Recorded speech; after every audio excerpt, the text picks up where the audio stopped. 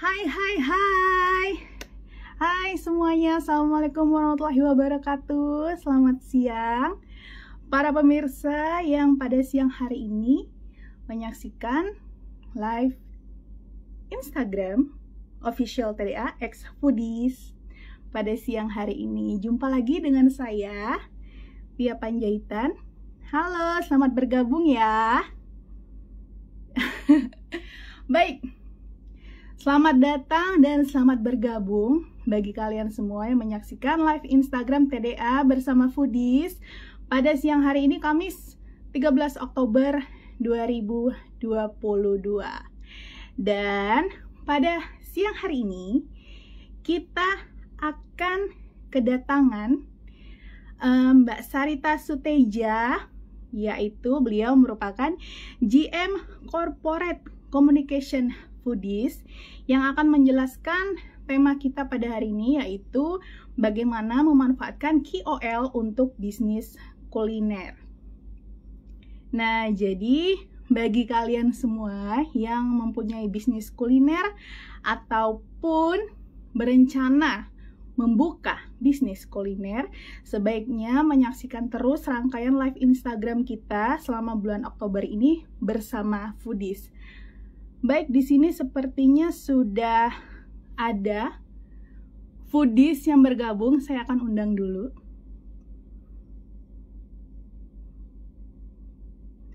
Wah, ini kayaknya yang nontonin pada ini ya, pengusaha kuliner semua ya.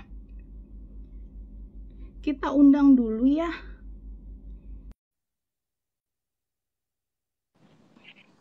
Halo.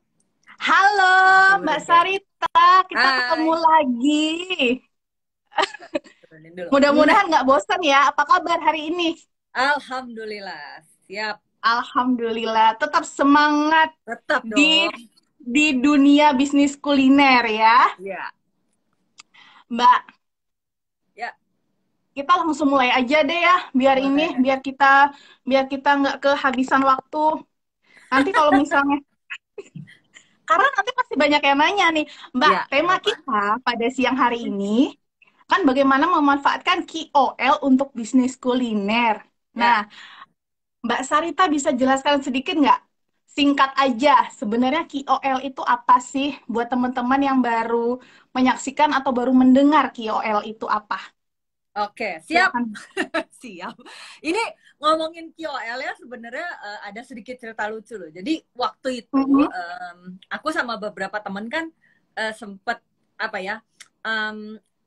sempet kita ngawal lah, maksudnya apa ya, ngebantu ya, sebenarnya bukan terjun langsung, tapi kita ngebantu mengenai ngebantu bisnis kuliner salah satu peserta Foodies waktu itu. Nah kemudian ketika di grup kita ngobrol nih ya, kan kalau di grup tuh kan texting ya, teks semua gitu. Iya. Kita bilang nih, gue sempet ngomong juga, yaudah ini jangan lupa ya, nanti kita pakai KOL kan tulisannya ya, KOL. Terus tiba-tiba ada yang berdebat, oh nggak bisa, soalnya kalau misalnya KOL kan call ya bacanya ya.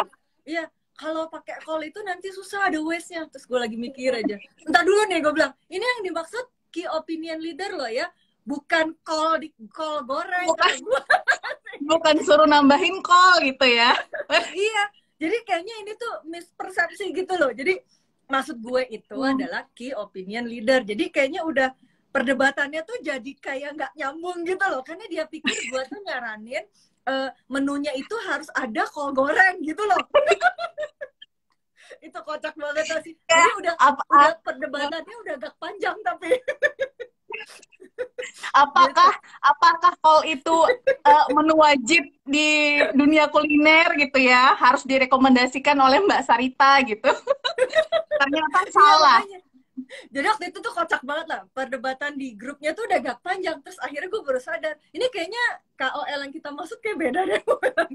Oke, mungkin aku sedikit membuka aja ya teman-teman ya. Jadi itu kejadian nyata loh, maksudnya bener-bener waktu itu terjadi gitu. Ternyata orang tuh nggak semuanya memang paham yang dimaksud KOL itu apa. Jadi sebenarnya gini, mungkin kalau teman-teman tahu lah ya, selama ini kan kalau yang main sosial media tahu lah ya, kalau yang nonton yang nonton di IG Live kita siang ini harusnya sih ngerti ya gitu. Iya, Karena iya. jadi yang dimaksud KOL itu kan Key Opinion Leader, apa singkatannya itu Key Opinion Leader.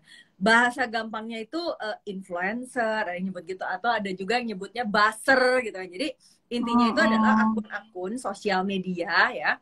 Sosial media itu sebenarnya nggak terbatas Instagram aja ya teman-teman ya. Kalau yang sekarang kan terakhir kali cukup banyak orang main itu kan sebenarnya ada TikTok juga ya. Jadi apakah itu apakah itu Instagram, apakah itu di TikTok, apakah itu misalnya YouTuber. Nah, itu tuh kita masih mengkategorikan itu adalah KOL juga.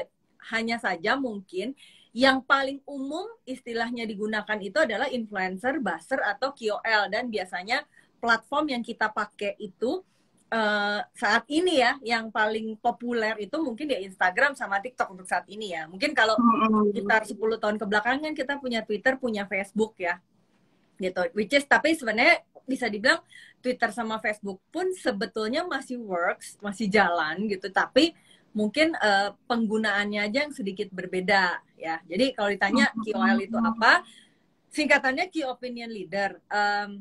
Persamaannya mungkin influencer atau buzzer, yaitu adalah akun-akun gitu kan, akun orang yang lembaga atau apapun itulah yang memiliki akun sosial media yang mungkin punya power, punya kekuatan untuk menginfluence orang, untuk mempengaruhi orang-orang tertentu, apakah itu followernya. Kalau di Instagram kita nyebutnya follower ya gitu kan.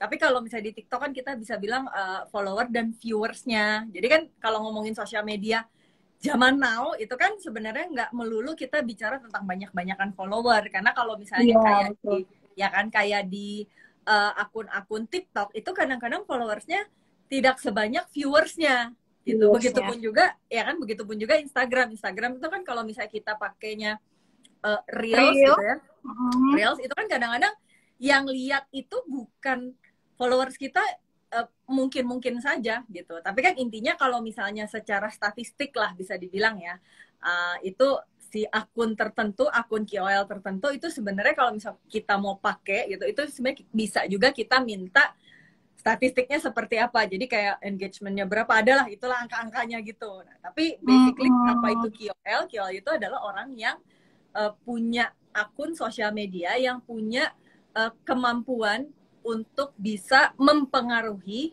orang-orang lain, apakah itu orang yang menonton video dia atau followersnya. Itulah mungkin ya kurang lebih. Oh begitu. Jadi suara hujannya kedengeran nggak ya? Kedengeran nggak suara hujannya? Nggak ya? Oh ya udah. Nanti kalau misalnya suaranya kurang jelas kasih tahu ya, aku bisa pakai headset. Oke. Nah, jadi ini kan nyambung nih Mbak. Kalau minggu lalu kita kan membahas itu salah satu wow effect ya. Nah, ini bisa salah satunya itu adalah memanfaatkan KOL untuk menciptakan wow effect dari bisnis kita. Gitulah ya. Nah, jadi ini mungkin Mbak Sarita mau menjelaskan kalau untuk dunia kuliner ini bagaimana memanfaatkan KOL biar teman-teman ini nggak salah pilih. Pertama kan kebanyakan gitu ya Mbak ya. Apa salah target KOL, salah pilih, atau KOL ini kan juga ada beberapa tingkatan nih Mbak. Ya, jadi teman-teman ini sebaiknya untuk pemula itu menggunakan KOL yang tingkatan mana nih dulu, atau untuk mencoba dulu gitu. Biasanya kan seperti itu. Oke, bisa langsung dijelaskan Mbak. Ini khusus bisnis kuliner ya, teman-teman ya? Betul.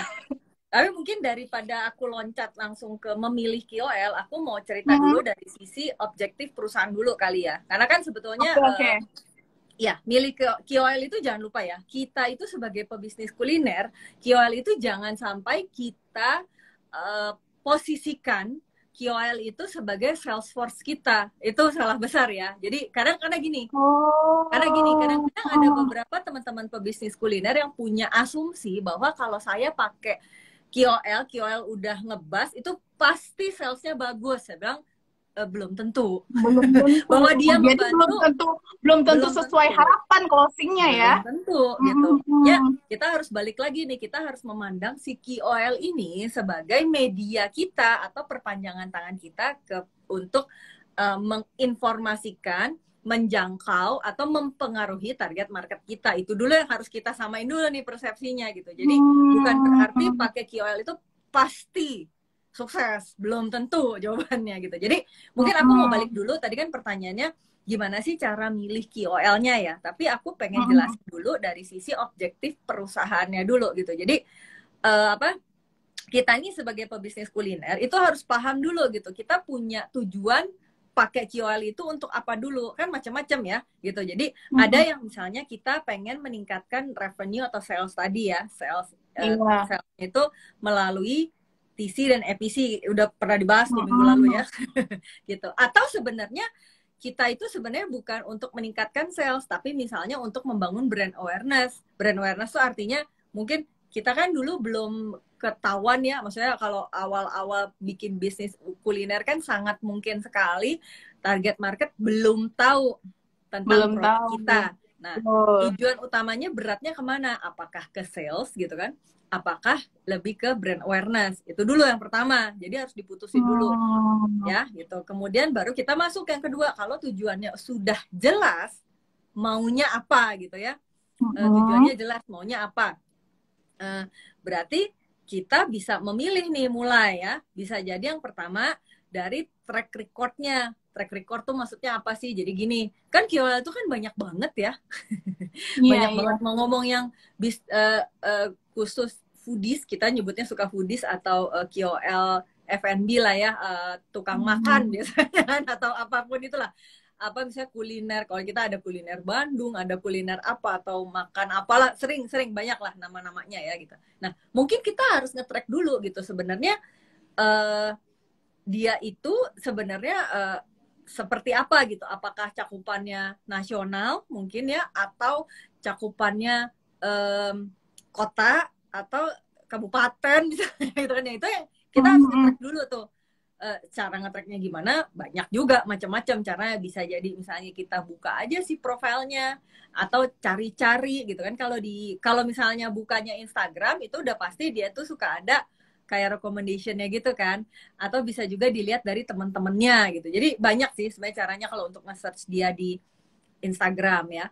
Atau kalau misalnya di TikTok itu kita bisa cari sebenarnya by hashtag bisa, by search juga bisa sebenarnya kan. Tapi kalau misalnya kitanya pebisnis kuliner nih gitu ya, kitanya secara algoritma hobinya ngeliatin timeline konten yang ngebahas tentang makanan. Biasanya algoritmanya akan muncul terus itu si reviewer makanan gitu kan. Atau misalnya ya nah itu cara nyari yang gampangnya dulu ya. Tapi sebenarnya saran aku nih, ini saran keras sebenarnya buat teman-teman ya, kalau saran wajib ya, kalau misalnya masih UKM nih misalnya ya, kita nih kan misalnya adanya di daerah mana, misalnya di Cimahi misalnya ya gitu ya, misalnya masih di Cimahi, melayaninya areanya Cimahi aja misalnya gitu ya. Kalau saya sih sangat recommended, sangat menyarankan tidak perlu pakai buzzer yang nasional gitu. Karena yang pertama mahal pasti ya. Mahal itu dalam arti rate dianya mahal, kemudian kita juga ngirim barangnya juga pasti mahal, atau nyuruh dia datang kan pasti mahal ya. Yang kedua, kalaupun dia ngebahas, kalaupun dia menginfluence orang lewat konten-kontennya dia di akun dia, toh kita tidak melayani skalanya itu nasional juga. Kalau yang mesennya ada di Kalimantan emang bisa dikirim. Kalau yang nggak usah Kalimantan lah. Kalau di Cimahi nih, kalau yang mesennya di Bogor emang bisa ngirim kan? Enggak ya. Kan gitu. Itu juga harus dipertimbangkan ya Mbak ya. Iya, jangan-jangan ongkirnya lebih mahal nanti dari barangnya kalau dihitung-hitung kan. Jadi itu tadi ya, kalau aku sih sama very high recommended. Kalau misalnya teman-teman masih UKM, mungkin lebih dipagerin dulu deh gitu keinginan untuk pakai KOL yang nasionalnya ya. Kenapa? Karena kan kita pastinya punya sumber dayanya juga terbatas ya. Maksudnya uang sama budgetnya itu kan bukan tidak terhingga, tapi mungkin ada budget tertentu yang kita pengen pakai untuk marketing misalnya gitu kan. Itu wajib banget tuh harus cari influencer atau KOL yang memang cakupannya itu sekitaran Cimahi aja deh, nggak usah jauh-jauh gitu kan.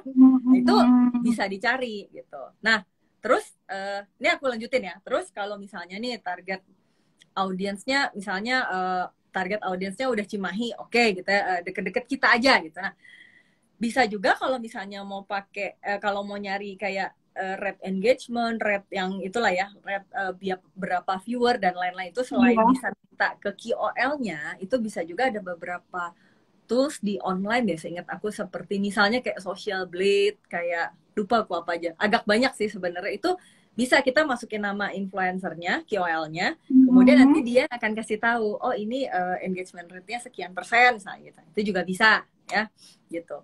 Kemudian bisa juga manual nih, kalau teman-teman memang belum punya tim atau apa ya manual aja. Misalnya saya pengen punya cari influencernya yang ini nih namanya gitu. Nah, di scroll aja, dilihat-lihat dari posting-postingnya itu kira-kira biasanya viewersnya berapa banyak gitu. Itu kan kelihatan ya sebenarnya dia nih sebenarnya yang lihat banyak nggak sih, yang respon atau komen banyak nggak sih. Nah, itu juga berasa lah pasti. Dan yang terakhir tips aku milihnya ya, itu jangan lupa budgetnya berapa ya, budgetnya disesuaikan dengan rate-nya, atau pokoknya sebenarnya macam-macam ya. Maksudnya gini, artinya nanti ini mungkin ke pertanyaan selanjutnya atau pembahasan selanjutnya ya. Jadi maksudnya jangan berpikir bahwa kalau misalnya saya mau pakai KOL itu pasti harus gede budgetnya.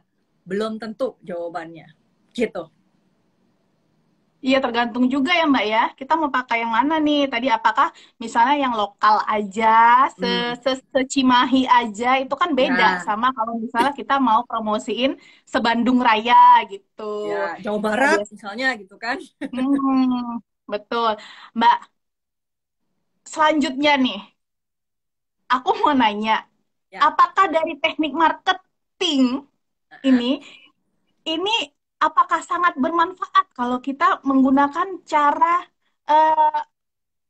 istilahnya menggunakan KOL ini untuk mempromosikan produk kita, Mbak? Sebenarnya jawabannya tidak bisa ya atau tidak ya gitu, tapi mungkin tergantung dari beberapa hal ya gitu kan. Kalau ngomong efektif atau enggak, kita kalau ngomong efektif atau enggak itu kita harus balik lagi ke awal. Tadi objektifnya apa ya, tujuannya apa, kemudian alat ukurnya itu apa, satuannya gitu kan. Kemudian ya setelah kita pakai KOL, kita harus ukur, berarti kan gitu ya, harus dievaluasi. Kalau ngomong efektif atau enggak, tadi harus ada 3 elemen tadi, tujuannya apa, kemudian ukurannya apa, kemudian terakhir evaluasi, harus ada evaluasi sehingga kita bisa tarik kesimpulan tuh, oh ini efektif, oh ini enggak gitu kan. Kalau ngomongin KOL juga kan kadang-kadang gini, kita bisa pakai KOL-nya misalnya ada 5 gitu ya. Nah, mungkin kita akan pakai dengan apa sih, dengan brief message yang sama. Mungkin kalau mau ada program promo atau diskon atau apa gitu ya, itu juga sama gitu kan. Tinggal nanti kita lihat kan mana yang punya feedback atau hasil yang lebih baik gitu, yang lebih bagus lah gitu. Bisa jadi dari interaksinya mungkin ya, bisa ukurannya mungkin dari view-nya. Kalau misalnya kita ngomongin view kan berarti kan lebih ke brand awareness ya, mungkin view-nya.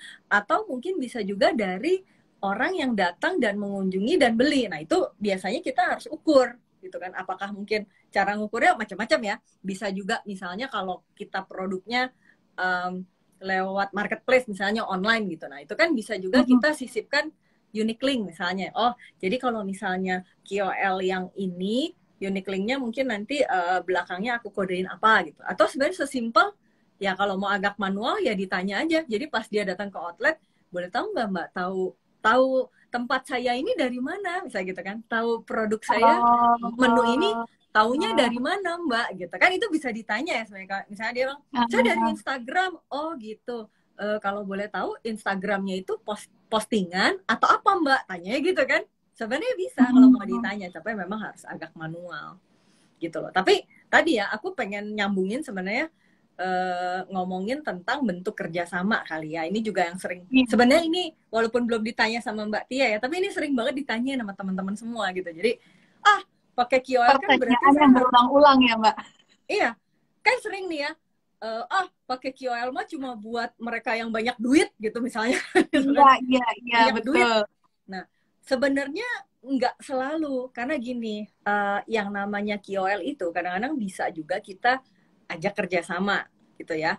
Yang paling gampang tentu saja ya dibayar, ya kan? Maksudnya tentu saja dibayar. Misalnya, oke, situ rate-nya berapa kali posting, bentuknya apa, berapa kali ini, apa sih briefnya seperti ini, saya bayar per posting sekian. Atau misalnya saya punya budget misalnya 3 juta, sok dapatnya apa aja, bisa juga gitu ya. Itu yang paling gampang, kerjasama yang paling umum dan gampang dikerjain lah. Nah, yang kedua, itu bisa juga misalnya kerjasamanya itu adalah apa sih, based on persentase sales, itu juga bisa. Nah, ini juga sebenarnya misalnya ya, apa, kita udah punya satu bisnis nih, udah jalan, kemudian saya mau keluarin nih misalnya series apa ya, misalnya siapa sih yang lagi terkenal sekarang, misalnya series Angga Yunanda misalnya gitu ya, ini ngomong aja dulu walaupun mahal pasti pakai dia ya, misalnya gitu ya, oh saya mau series apa sih misalnya minuman ala Angga Yunanda, resepnya Angga Yunanda misalnya gitu ya. Nah, itu kan kita bisa propose sebenarnya ya ke si KOL-nya. Mau nggak kita kerjasama misalnya bagi sales ya, bagi revenue. Jadi jangan dari profit, karena kalau profit nanti hitungannya jelimet. Dari percentage of sales misalnya. Jadi kita kerjasama hanya di series itu aja, atau jangan Angga Yunanda deh, kegedean.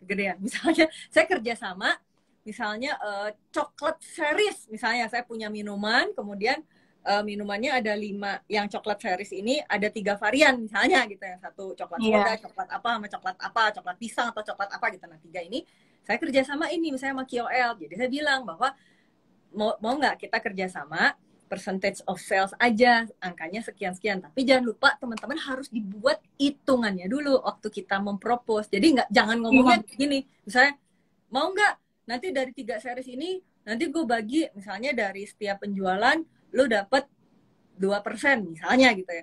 2% itu angkanya berapa? Kan orang kalau mikir, hah 2% kecil banget kan gitu ya. Kecil banget, tapi, iya betul. Makanya kita harus bikin hitungannya dulu gitu. Saya kayak forecasting nih, misalnya kalau saya keluarin series ini, gitu kan, forecastingnya itu dalam 1 bulan, dalam 1 minggu, dalam 1 bulan, dalam 1 tahun seperti apa gitu kan. Nah kemudian baru kita bawa proposal itu, oke kalau saya bagi kamu 5%, artinya segini kan gitu. Kalau orang tuh kalau udah lihat angkanya gitu kan, kerjasama itu jadi lebih mudah untuk memutuskan gitu kan. Dan forecastingnya juga jangan lupa harus based on data real ya gitu. Jadi jangan ngawang-ngawang. Gitu dan juga berarti kalau misalnya mau mengajukan kerjasama begitu, yang pertama harus detail datanya, dan kedua bagaimana bisa kita dengan data tersebut kita dipercaya gitu ya, karena kan yang megang data tuh megang sellingnya kan kita ya Mbak ya, berarti kan kita harus cukup dipercaya oleh KOL itu gitu ya, karena kan nggak mungkin dia yang hitung-hitungan kan. Iya dong. Dia hanya terima hasil aja gitu. Jadi kan kita bikin proposalnya lah gitu. Kita bikin proposalnya, kita majuin ke dia. Atau bisa juga sebenarnya ini bentuknya agak sedikit beda ya. Kalau tadi kan kita kerjasama series tertentu aja tuh. Misalnya season ini aja dengan si KOL A gitu kan. Atau bisa juga sebenarnya kita ajak KOL-nya itu masuk ke bisnis kita.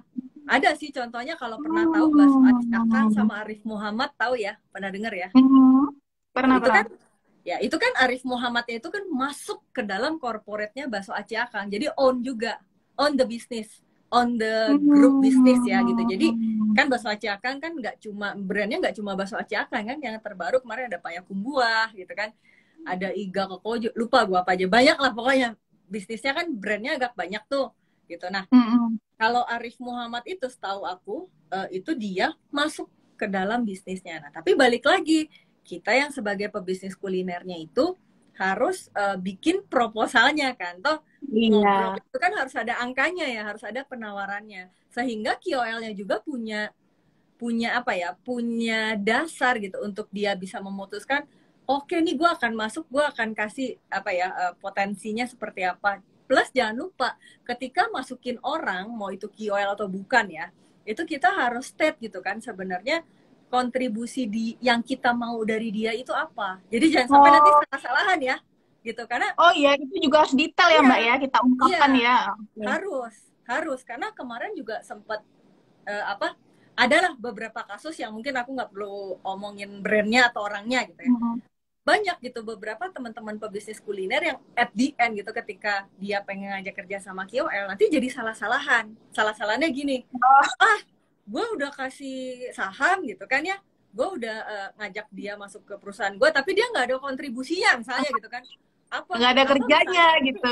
iya, oh dia mah nggak kerja, gue dong yang kerja, kan suka gitu ya. Jadi kayak itu kan gitu, jadi kesannya nanti gue kerja, ibaratnya gue misalnya bukan di marketing, misalnya gue orang keuangan atau orang operasional nih, operasional kan pasti kerjanya tiap hari ya, kan gitu, atau gue orang keuangan itu juga pasti tiap hari tuh ngeliatin angka-angka kan. Terus nanti si KOL ini misalnya cuma ngeposting misalnya seminggu cuma sekali, let's say seperti itu gitu ya. Nah, itu tuh nanti kita jadi merasa, loh gue kerja tiap hari lu cuma seminggu sekali, atau wah hasil gue kerja tiap hari kok cuma dihargain di equal sama postingan lo yang cuma sekali seminggu. Nanti akan jadi seperti itu. Nah kalau udah gitu kan debat kusirnya nggak akan beres-beres ya. Masing-masing merasa bahwa oh gue udah kontribusi gitu. Makanya ketika kita ngundang orang lain gitu kan untuk masuk ke dalam perusahaan kita, itu jangan lupa kita harus bicarakan sedetail mungkin gitu. Ada angkanya, kemudian dibicarakan ekspektasi kita kalau lu masuk pengennya apa. Nah, itu yang dibicarakannya di awal gitu. Jadi misalnya kita propose-nya ini misalnya ada listnya gitu ya. Nah, itu yang kita omongin di awal sebelum deal dengan KOL-nya. Nah, kira-kira dari lu kalau misalnya gua kasih ekspektasi gue ini banyak gitu ya misalnya, nah kira-kira menurut lu gimana? Toh kalau misalnya dia merasa ini kayaknya kurang oke nih, boleh nggak kalau gue minta yang ini dihilangin? Nah di sanalah kita negosiasi dulu lah gitu kan, negosiasi baru setelah misalnya kan sepakat baru kita tuangkan ke dalam akte atau apa kan gitu ya, akte atau surat yang memang legal. Baru dari situ kita sama-sama enak. Jadi nggak akan ada lagi debat kusir yang lo kan gue kerja tiap hari lu cuma ngepost doang itu kan kita yang mikir ngepost doang ya. Gitu. Tapi kan itu kan sebenarnya kadang-kadang harus dibicarakan di awal aja ya gitu. Maksudnya kita minta si KOL-nya itu kontribusinya sejauh apa, sebanyak apa kan gitu. Itu harus dibicarakan. Jadi ini yang paling penting lah. Intinya kita harus sama-sama mendetailkan kontribusi gue ini. Jadi kalau gue ajak lu masuk, gue punya ekspektasi lu bantu gue ini gitu. Jadi clear di awal gitu. Oke, Mbak, tadi kan Mbak Sarita tuh ngomongin ya, memberikan contoh itu adalah KOL yang udah taraf nasional lah, seperti Arif Muhammad ya. Gimana kalau kita menawarkan kerjasama KOL lokal misalnya, ini untuk teman-teman yang bisnisnya masih mikro.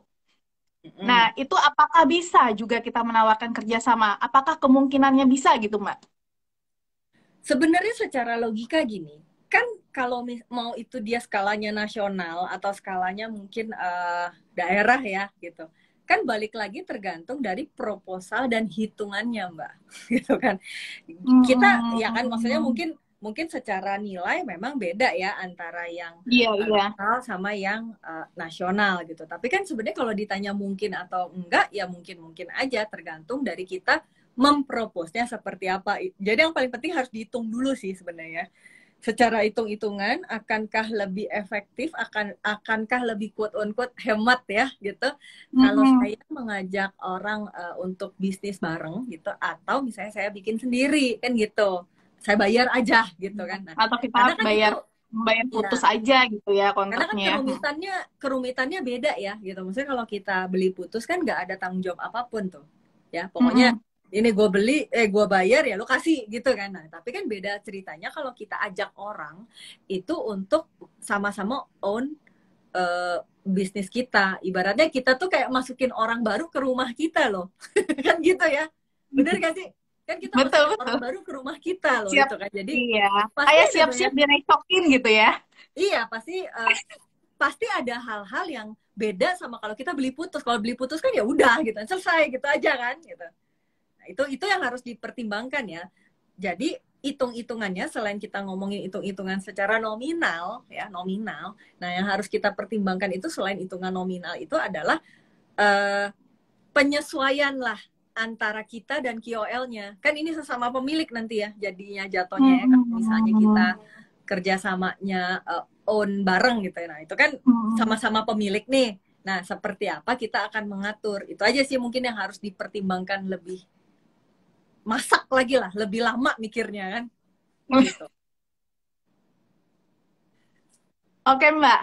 Terus, oh iya bagi teman-teman yang mau langsung bertanya sama Mbak Sarita mengenai seputar KOL untuk bisnis kuliner, silakan langsung ketik saja ya di kolom komentar. Siapa tahu ada permasalahannya juga di bisnisnya kali ini, tapi khusus bisnis kuliner ya. Ya. Baik. Terus Mbak, Ya. untuk teman-teman nih yang mempunyai bisnis kuliner, bagaimana supaya tidak salah pilih, Mbak? Salah pilih. Salah pilih. Bagaimana supaya mereka tepat sasaran mempromosikan bisnisnya? Yang pasti kalau misalnya kita bisnisnya kuliner, ya pilihnya itu juga yang memang dia menginfluence orang-orang yang hobi makan kan gitu ya yang pertama. Kemudian yang kedua secara audiensnya, target marketnya. Kalau misalnya yang kita target adalah Gen Z gitu ya, teman-teman Gen Z gitu ya. Nah berarti pakai KOL-nya jangan yang terlalu tua gitu, jangan yang misalnya apa sih mother of two misalnya, itu kan kayaknya agak kurang nyambung ya gitu. Tapi kalau misalnya kita bisnisnya itu orangnya hobi makan, coffee shop dan lain-lain, mungkin bisa ngambil pendekatannya itu adalah target market yang kita mau tuju tuh siapa dulu kan gitu. Kalau misalnya ya, dan yang kita jual itu apa gitu, apakah kita ngomonginnya lebih ke produknya atau misalnya lebih ke suasana kafenya kan gitu ya, beda ya gitu kan. Kalau kita punya produk apa ya misalnya apa ya namanya misalnya sate kambing seenak se-Bandung Raya misalnya gitu ya. Jadi pokoknya sate kambingnya bumbunya itu cuma gue yang bisa bikin, kasarnya gitulah gitu ya gitu. Nah mungkin kalau misalnya pendekatannya kayak gitu, kita bisa pakai KOL-nya yang umum, yang memang foodies, yang memang orang-orang yang hobi makan gitu. Tapi kan kalau misalnya kita bicara tentang oh ini tempat nongkrong bisa buat nugas gitu ya, nah mungkin kan oke, berarti yang suka nongkrong, nugas, sama mungkin kerja lah ya. Kan sekarang kita udah hybrid ya, work from everywhere. Nah, mungkin kita harus spesifikin lagi target marketnya siapa. Berarti target marketnya itu adalah mungkin anak-anak kuliahan gitu kan, yang nongkrong dan nugas. Atau mungkin juga orang yang kerja, kan gitu ya. Nah, berarti kan influencer yang kita pakai, KOL yang kita pakai, itu juga harus kita sesuaikan yang audiensnya itu mungkin bukan orang yang nyari peralatan rumah tangga, kan nggak nyambung ya.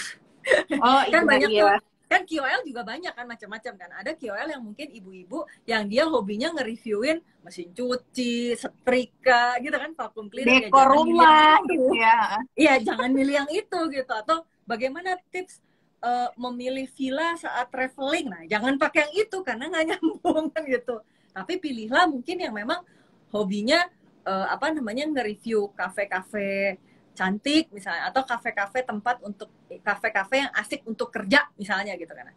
Pilihnya itu kan. Jadi yang pertama yang penting itu adalah disesuaikan dulu kan target marketnya seperti apa kan gitu, biar nggak salah pilih ya gitu. Kemudian yang kedua itu adalah kita nyari tahu dulu gitu, mereka itu sebenarnya postingannya tipenya seperti apa. Maksudnya tipe tuh begini Mbak, misalnya kita itu produknya misalnya menjualnya halal misalnya ya, halal, dan mungkin value yang mau kita tampilkan kita komunikasikan itu adalah kehalalannya misalnya seperti itu ya gitu. Nah ini akan jauh lebih baik kalau kita pakai KOL makan yang mungkin muslim, kalau bisa berjilbab ya kalau bisa. Tapi kalau enggak pun sebenarnya masih fine ya gitu. Tapi hati-hati, coba kita scrolling ke bawah, apakah dia itu misalnya nggak berjilbab ya, tapi apakah dia itu suka mengkonsumsi makanan yang non halal. Ini penting soalnya kan untuk membangun begitu. produk saya Jadi soalnya tetap, iya kan gimana, jadi backgroundnya juga mesti kita cek gitu ya.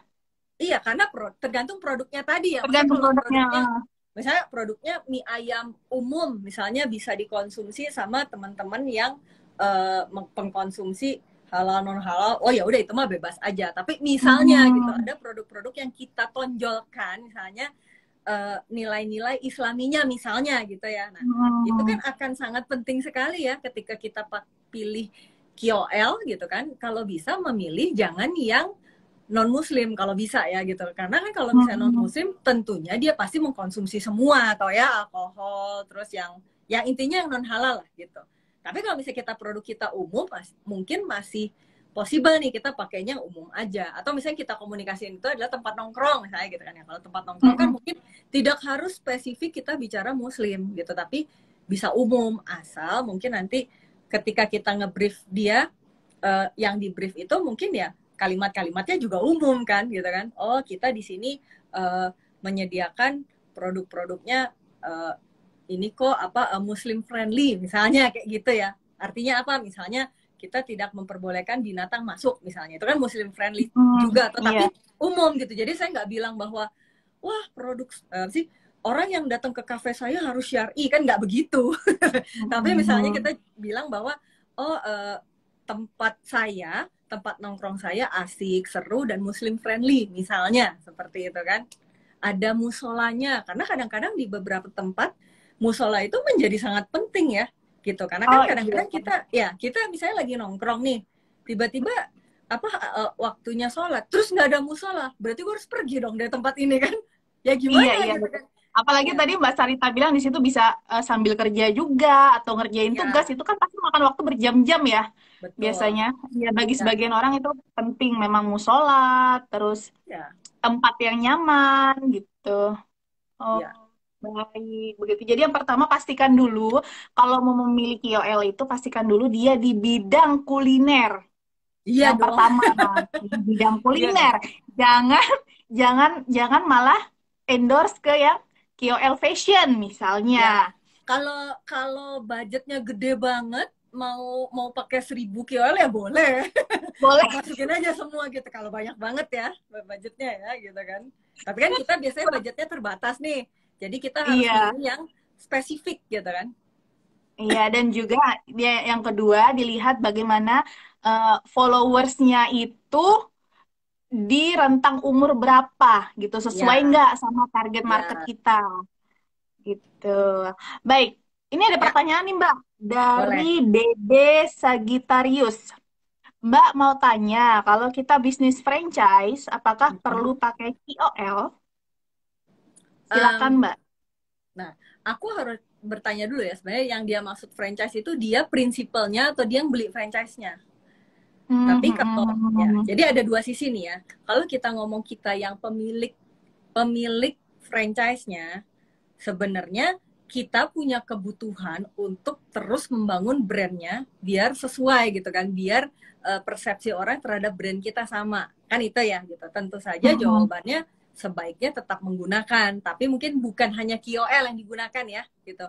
Ada hal-hal lain lah yang harus kita pakai gitu. Karena kan kita butuh bangun infrastruktur, butuh bangun macam-macam lah. Kalau ngomongin bisnis franchise itu fundamentalnya harus beres dulu kalau kita sebagai pemilik brandnya. Nah, kalau kita sebagai orang yang beli franchise-nya, ya pembelinya ya berarti ya. Nah, berarti kita harus berusaha untuk menaikkan sales di cabang kita sendiri, gitu kan ya sebenarnya kan. Tujuannya kan kita kan beda ya. Kalau saya sebagai pemilik brand, tentunya saya harus menaikkan brand awareness sama perceived quality saya secara umum, kan gitu ya. Tapi kalau misalnya saya pembeli franchise, tentunya kan saya maunya cabang saya dong yang untung, ya cabang lain untung. Semoga kita dapat kecipratan image baiknya gitu. Tapi kan lebih penting itu adalah berarti saya harus ngurusin cabang saya gimana caranya biar cabang saya perform kan gitu. Nah, dan berarti itu sebagai pembeli franchise itu bisa ini ya Mbak ya, kembalikan lagi ke bagaimana peraturan di pusat ya Mbak ya. Itu betul ya.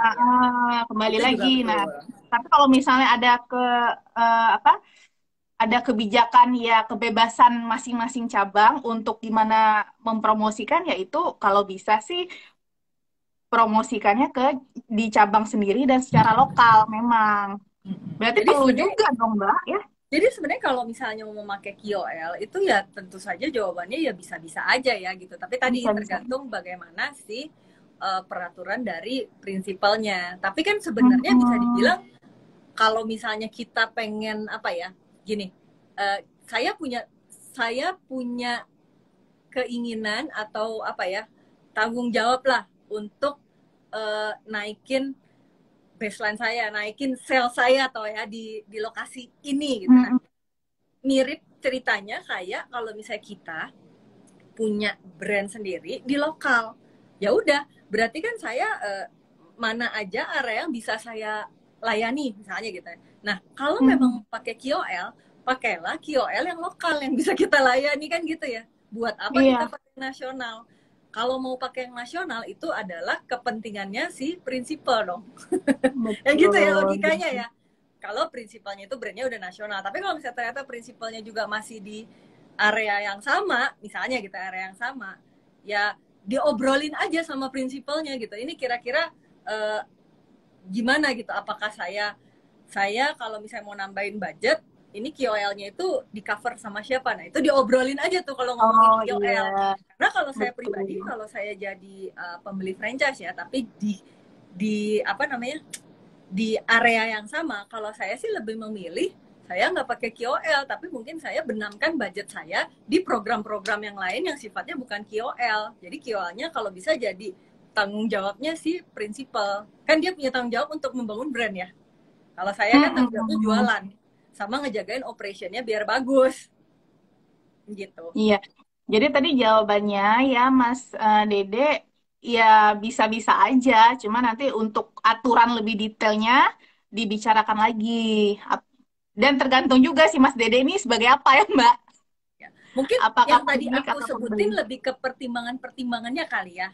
Dari beberapa kondisi, kalau situ prinsipal, jawabannya iya, karena harus bangun brand awareness sama mempertahankan value dari brandnya, kan gitu ya, biar orang tetap datang ke outlet, cinta sama brandnya, yang juga nanti impact-nya itu akan ngebantu Ke sales-nya para semua mitra, outlet. kan gitu. Tapi kalau misalnya kita sebagai pembeli franchise, itu tergantung. Kita pembeli franchise-nya itu si prinsipalnya itu nasional atau lokal juga. Kalau nasional gitu kan, kalau nasional biarlah KOL nasional menjadi PR-nya teman-teman yang di pusat kan gitu. Kalau saya gitu kan berarti PR-nya itu adalah ngegedein sales saya di lokal. Artinya saya kalau mau pakai KOL ya saya pilih aja yang ada di kota saya kan gitu. Tapi kalau misalnya prinsipalnya itu sama-sama di kota yang sama gitu ya. Nah, kalau saya punya budget marketing, kalau mau pakai KOL-nya itu KOL-nya itu biarlah menjadi PR prinsipalnya. Iya dong, saya budgetnya saya alokasi bukan untuk KOL, kan gitu ya. Lebih baik seperti itu. Berarti nanti alokasikan ke marketing tools aja gitu, Ya, yang lain sih. aja. Kan buat ngasilin sales banyak ya caranya. Iya, betul. Mbak, ini ada pertanyaan dari Mas Boyan Klesmana. Karakter KOL Gen Z kan unik ya, Kak. Tips kerjasama yang asik dengan mereka gimana ya, Kak? Nah, Mas Boyan ini bisnisnya apa ya? Kalau boleh tahu, apakah minuman atau restoran atau apa? Coba. Sebenarnya mungkin yang ditanya lebih umum, nggak apa-apa sih Mbak Tia. Iya, Cuma apa-apa. mungkin gini ya, aku lebih ke ceritanya, lebih ke pertimbangan aja kali ya. Karena kan kalau ngomongin tips kerjasama yang asik buat KOL Gen Z. Sebenarnya kalau ngomongin KOL, mau dia dari umur manapun, pada prinsipnya kan sama aja ya. Artinya kalau kita mau pakai dia, quote on quote, gampangnya gitu ya, kita mau pakai dia sebagai media komunikasi kita ke followers dia kan gitu ya. Artinya tuh kan kalau mau kerja sama yang asik, sebagian besar dari mereka tuh selalu bilang bahwa gini, yang penting kalau misalnya nanya ke kita, itu pakai bahasa yang sopan. Intinya gitu ya.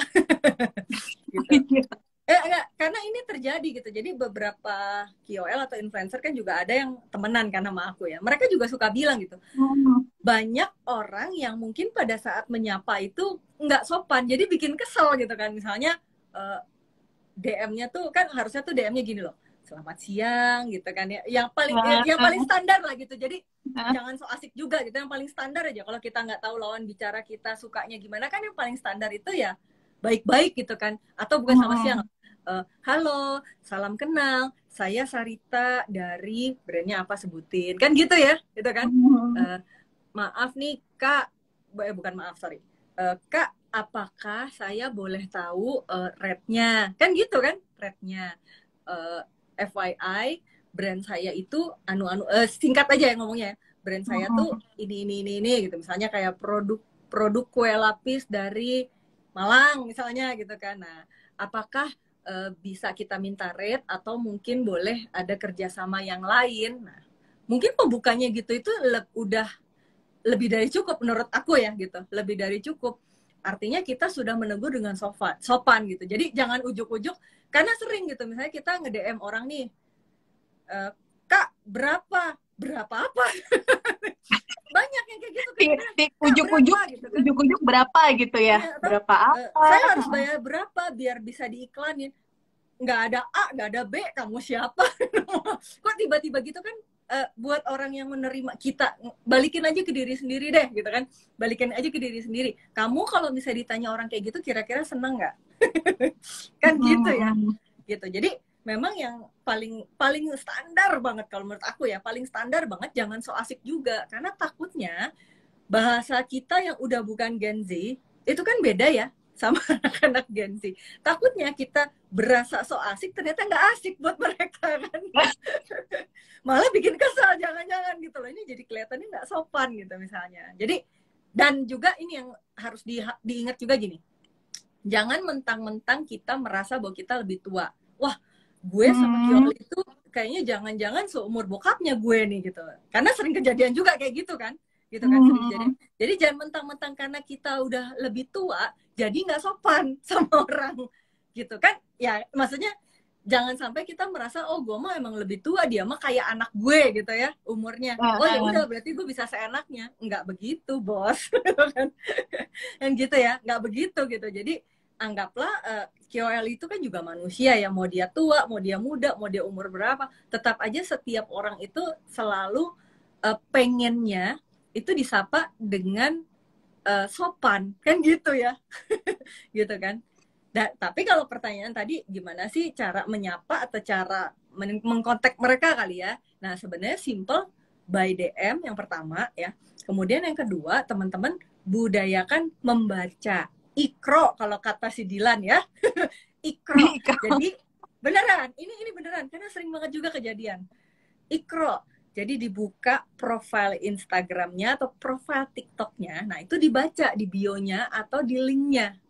Kadang-kadang mereka tuh udah nyantumin sebenarnya kontak WA, tinggal diklik masuk ke WA, atau misalnya kontak via email siapa misalnya apa tia@gmail.com misalnya gitu. Nah itu tuh kan udah ada ya, jadi jangan ditanya lagi. Karena orang tuh kadang kesal gitu, ini nanya mulu, udah gue kasih tahu di situ gitu kan. Nah itu tadi, kadang-kadang kita tuh kan suka tidak membudayakan membaca dengan detail ya. Pengennya nanya, padahal dia udah kasih tahu. Atau selain di bio-nya, atau dilihatlah postingan yang di pin-nya itu apa, atau yang di highlight apa kalau di Instagram. Kan kalau di TikTok ada yang bisa di pin ya. Nah itu dibuka kontennya, si konten-konten yang udah di pin itu dibuka, kemudian diklik captionnya.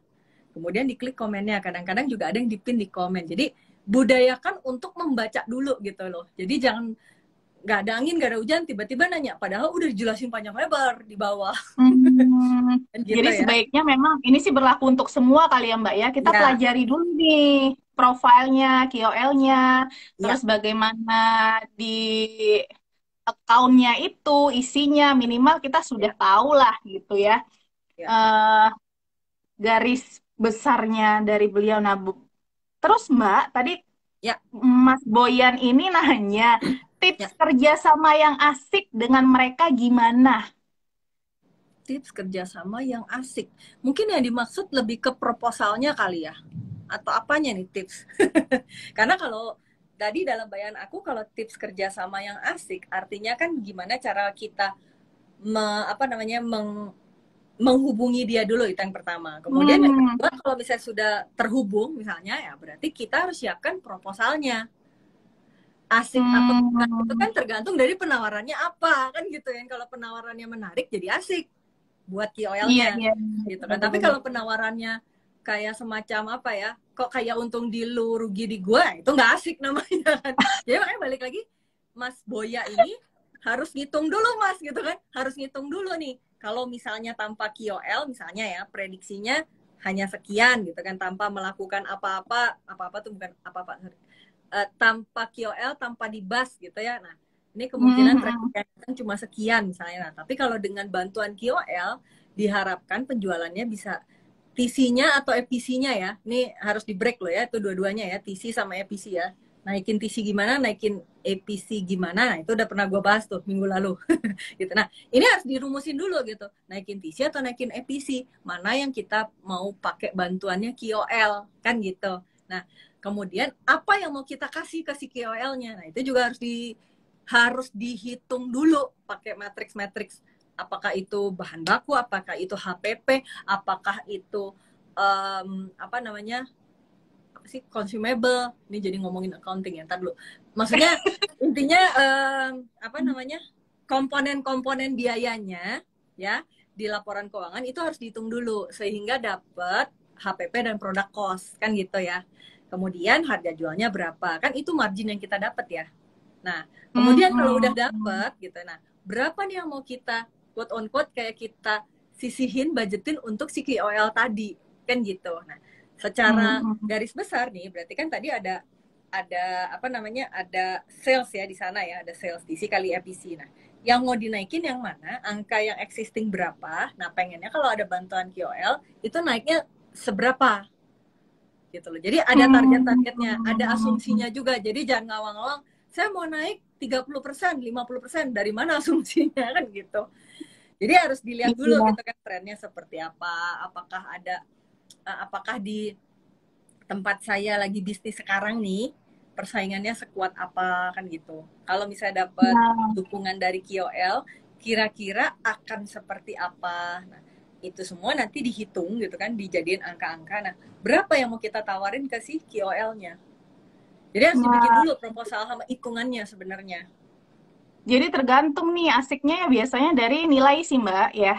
Iya itu kan biasanya bisa jadi asik bisa enggak gitu. Iya. Jadi buat Mas Boyan dan teman-teman kalau misalnya pengen mempelajari lebih detail tadi yang diomongin sama Mbak Sarita, itu bisa langsung ikutin program Foodies deh.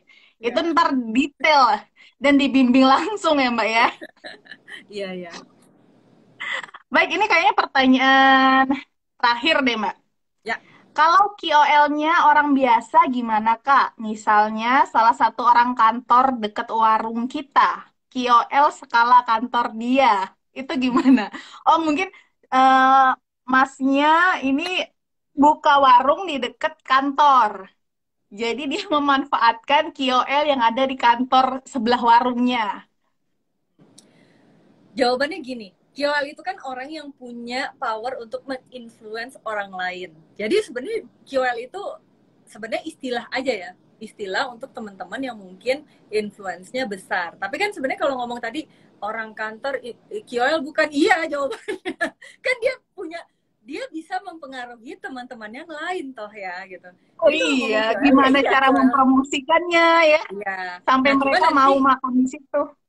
Nanti mungkin yang harus diperhatikan itu adalah benefit buat dianya apa kan gitu. Apakah misalnya nih ya, idenya misalnya ya, itu kan sebenarnya bisa juga gue ngasih misalnya voucher gratis makan misalnya gitu ya. Jadi misalnya gue bilang, lu ini dong apa bagiin voucher gratis makan ini misalnya ke teman-teman kantor biar datang dan nyobain dulu misalnya gitu ya. Nanti kalau misalnya teman-teman lo pada datang balik lagi 10 kali, satu orang 10 kali lu gue gratisin sekali misalnya kayak gitu kan program.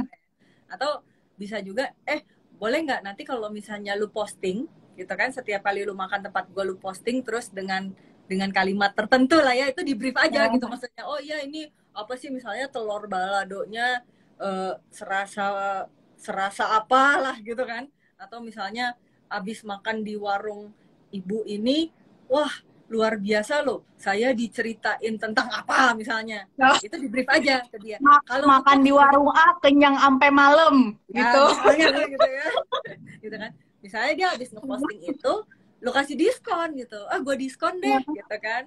Nah, itu kan sebenarnya macam-macam ya. Sebenarnya apa namanya ya? Per toolsnya itu bisa macam-macam kan. Maksudnya penawarannya, proposalnya itu kan bisa macam-macam gitu. Cuma kalau ini skalanya mungkin nggak ngomong skala gede ya, ngomongnya skala kecil. Kalau teman-teman yang jadi konsumen kita, KOL juga bukan iya jawabannya. Kan mereka menginfluence orang sekitar mereka sebenarnya. Gitu. Jadi programnya itu tapi ya jangan dipikirinnya terlalu rumit gitu loh. Jangan dipikirinnya terlalu sesimpel misalnya ngasih kartu cap-capan 10 misalnya, itu kan paling gampang ya sebenarnya. Iya, membership ya. Membership, atau misalnya bagiin dong ini kartu membernya ke semua teman kantor dengan tujuan nanti kalau misalnya lu udah ngumpulin 10 nanti bisa dapat diskon misalnya gitu, atau makan gratis gitu. Itu kan sebenarnya kita minta dia untuk bagiin kan. Itu juga sebenarnya kan quote on quote itu kan sebenarnya secara offline ya. Itu KOL-nya secara offline tuh, key opinion leader. Jadi dia bagi-bagi, lu kesini deh gitu kan, ini enak loh, gue udah nyobain loh kan gitu kan. Ya mungkin gitu lah.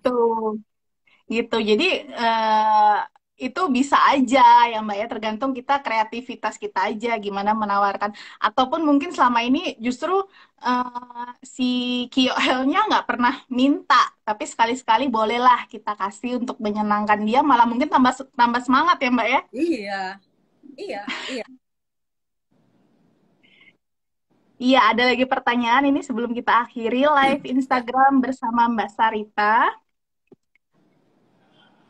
Oke, baik. Mbak, ini deh tips dan pesan-pesan terakhir untuk teman-teman bagaimana memanfaatkan KOL untuk bisnis kuliner. Ini tips terakhir siang hari ini nih, Mbak. Gimana? Tips terakhir nih ya. Yang pertama tentuin dulu objektifnya, tujuannya make KOL itu untuk apa? Apakah untuk brand awareness, apakah untuk naikin sales? Itu yang pertama dulu tuh, penting ya dicatat. Tentuin dulu tujuannya apa. Kemudian yang kedua, jangan salah pilih KOL ya gitu. Jadi kalau misalnya pengen brandnya itu tentang makanan, ya sebaiknya pilihnya makanan juga. Orang yang suka review makanan ngasih rekomendasi makan di mana, kayak gitu kan. Kalau misalnya kalau misalnya target marketnya itu adalah Gen Z gitu kan, jangan milih KOL yang umurnya di atas 40 karena nggak works, karena nggak nyambung. Temennya orang 40 kan orang 40 juga ya. Bukan Gen Z kan gitu ya gitu. Nah, kemudian yang ketiga itu jangan lupa ketika datang ke KOL kita harus udah tahu pengen kerjasamanya bentuknya apa. Apakah beli putus gitu kan, beli putus tuh ya udah pokoknya rate-nya berapa kali posting ini gue bayar udah selesai gitu ya gitu. Kemudian atau misalnya gue pengennya ngajak kerjasama, persentase sales kah, atau ngajak bikin bisnis bareng kah misalnya gitu kan ya. Atau misalnya barter misalnya, itu kan juga bisa mungkin ya gitu. Cuma nanti yang harus dibikin itu adalah proposalnya sama perhitungannya seperti apa ya. Kemudian yang keempat, ini tadi sebenarnya belum aku sempat bahas ya, tapi yang penting itu adalah kita harus tentukan briefnya, isi konten yang kita pengen si buzzer atau KOL itu omongin di dalam kontennya itu apa. Ini yang paling penting justru. Karena kan itu harus kita bicarakan detail. Kita sampaikan ya, Mbak. Kita yang harus buat briefnya. Kita mau dia ngomongin tentang apa, kan gitu ya. Kalau misalnya ngomonginnya tentang produk baru, produk baru ini keunggulannya apa, tersedianya di outlet mana misalnya, atau bisa dikirim atau enggak, dan lain sebagainya. Itu, atau yang kita jual misalnya kayak kemarin temen gue tuh si siapa, Teduh Cafe di Bandung gitu ya, dia bilang gue jadi lupa, suasana, pokoknya saya lupa deh, pokoknya dia tuh lokasinya itu di tempat yang sebenarnya cuacanya agak terik, tapi karena lokasinya banyak orang, dia jadi adem kayak di Lembang. Jadi dia tuh tadinya ngafe di daerah dia, rasa Lembang cek gitu lah, tapi itu di brief sama dia, harus diomongin sama semua KOL. Nah itu kan sebenarnya brief yang dia buat untuk diomongin sama KOL-nya. Jadi pas dia ngonten, dia ngomong itu. Gitu. Oh, jadi ya ini juga jadi targetnya pas ya Mbak ya. Iya, jadi apa yang mau diomongin, apa yang mau disampaikan, itu kita yang harus tahu. Jadi jangan diserahin ke KOL-nya. Kita harus tahu dia ngomongin apa, baru nanti dia menyampaikan dengan cara dia. Dengan caranya KOL itu masing-masing. Gitu. Udah sih, itu mungkin tips kelimanya. Ya dievaluasi hasilnya. Tadi kan pertanyaan Mbak Tia di awal tuh, efektif atau enggak pakai KOL. Nah tadi, di akhir setelah kita menggunakan KOL, kita harus evaluasi gitu kan, apa objektifnya apa, ukurannya, angkanya apa dan berapa gitu kan. Nah baru di akhir selesai kita pakai, kita ukur tuh, kita evaluasi, oh efektif karena ternyata angkanya tercapai gitu misalnya, atau oh efektif karena ternyata banyak orang yang datang ke outlet saya bilangnya taunya dari Instagramnya Mbak Tia misalnya gitu. Nah berarti itu efektif toh gitu. Itu sih mungkin 5 tipsnya. Nah, baik, jadi kalau misalnya buat teman-teman itu tadi sudah langsung disampaikan oleh Mbak Sarita, 5 poin yang harus kita perhatikan dalam memilih KOL untuk bisnis kuliner kita. Nah, untuk hitung-hitungannya, untuk lebih detailnya, untuk bagaimana grafiknya, itu kalau kalian pengen tahu lebih lanjut, silakan deh belajar langsung ke Foodies ya Mbak ya. Nanti akan dipandu semuanya di sekolah bisnis kuliner pertama di Indonesia, Foodies. Jangan lupa follow foodies.id, dan terima kasih banyak Mbak Sarita atas ilmunya yang luar biasa pada siang hari ini. Nanti kita ketemu lagi minggu depan. Jangan lupa kalian tetap saksikan rangkaian live Instagram TDAX foodies.id selama Oktober di tahun ini, karena kita akan membahas semua tentang bisnis kuliner. Sekolah bisnis kuliner ya di Foodies aja. Dadah. Thank you. Dadah.